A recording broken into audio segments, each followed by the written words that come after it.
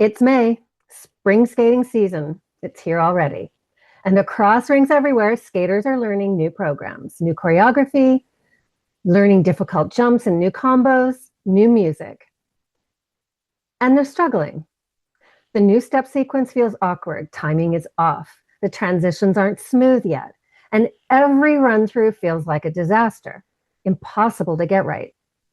So skaters are starting to panic. I'm never going to get this. Why does everyone else look better than me? I look terrible. I can't do this. And here's what's happening. They train panic. They train frustration. They're training self-criticism.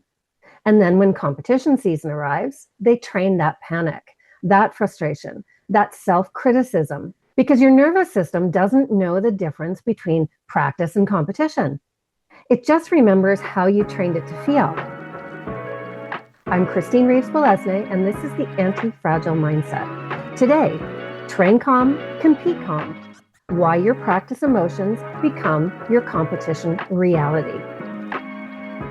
Let's talk about how to train confidence in the awkward phase so you can perform with confidence when it counts. So please like this video so these tips can get seen by more people who need them. And subscribe, hit that little bell to get notified when new episodes go live. All right, in our first segment, the awkward phase nobody talks about. There is a stage in every athlete's development that feels terrible, the awkward phase.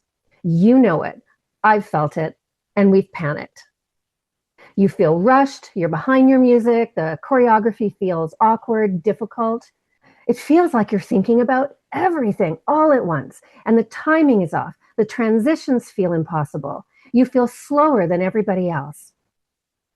Imagine you're a novice skater moving up to junior, or you're an athlete of another sport that's moving up a level.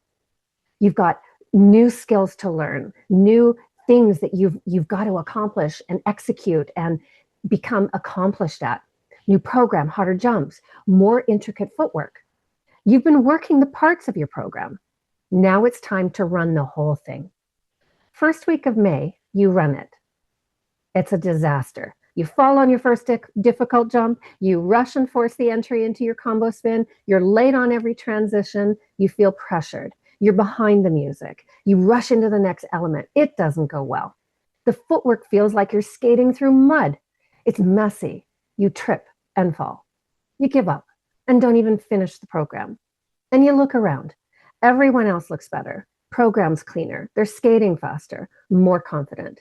And you think, what's wrong with me? Why can't I get this? Why can't I look like that? But here's what's actually happening. You're on run through 1 or 2 of 300. Everyone else, well, maybe they're on run through 10 or 20. But you're comparing your day 1 or 2 with their day 20. And then treating normal learning like failure. And here's the trap. Athletes often believe that if I work hard enough, I shouldn't look bad. I should be able to do this. But learning doesn't work that way. Learning is awkward. It's messy. Learning means your brain and your body are trying to build entirely new pathways. You are literally asking your nervous system to create a map it doesn't have yet. And athletes do this to themselves constantly. They expect their May programs to look like their November performances, or their practice to look like their end of season competition. And then they treat normal learning like failure. So in segment 2, we're going to talk about how your body remembers more than you think. Your nervous system is always learning associations. Researchers refer to this as state-dependent learning. But simply put, your brain is linking with emotional states. If every run-through feels like, don't mess up, I'm behind, oh my goodness, my coach looks so disappointed, so pissed off, this should be better. Your body starts pairing your program with that threat, that worry. Now your nervous system becomes protective. Heart rate rises, emotions start to bubble up, muscles tighten, and the breathing changes. Your attention starts to narrow and you become hyper aware. not because you're weak or you're not good, but because your brain believes, okay, we've been here before. And the last time it felt bad. And then your body responds accordingly. I've seen this with skaters all the time. In fact, I was one of those skaters. A skater falls on a jump in practice, gets frustrated, tries it again immediately, still frustrated, still tense, falls again. Now they're panicking. I can't do this jump anymore. I've lost it. Something's wrong. But nothing's wrong with the jump. They haven't lost it. So what is wrong? Well, they've now practiced that jump 10 times in a row while panicking. So the nervous system learns this jump equals panic. And then in competition, they're coming up, they're approaching that jump, and their body remembers, oh, panic time. But here's the incredible part. The nervous system can also learn program equals calm, program equals challenge, program equals improvement, progress, program equals growth, program equals confidence, which means confidence isn't something you magically find, it's trained. Don't forget to leave a comment. Do you feel this way? And I'd love to hear if you found this helpful or you completely disagree. As we enter into segment 3 with old versus new patterns, so how do you train that calm, confident mindset? First, adjust your expectations. Ask yourself, what phase am I in? Am I in the learning phase, building phase, refining and polishing phase, or the competition and performance phase? Because expectations need to match the reality. You don't judge a rough lump of clay that you're about to sculpt because it hasn't even been shaped yet and hasn't been polished into that masterpiece yet. You patiently work through the carving and molding phases, that the finishing phases before you can reveal that polished masterpiece. Second, learn to measure progress differently. Instead of, did I skate perfectly? Try, did I commit? Did I stay present? Did I recover? Did I keep skating after mistakes? Was there improvement in stamina, musical timing? Was my choreography feeling a little bit smoother, those transitions, smoothing out? Third, train recovery. Recovery is a skill. And here's what this looks like in real life. You're running your program, you fall on a difficult jump. Old pattern, get frustrated, angry, critical. I'm terrible.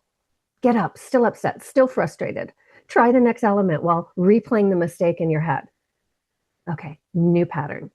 Fall, exhale, drop the shoulders. Say out loud or in your head, okay, that was just one rep. Get up, move forward.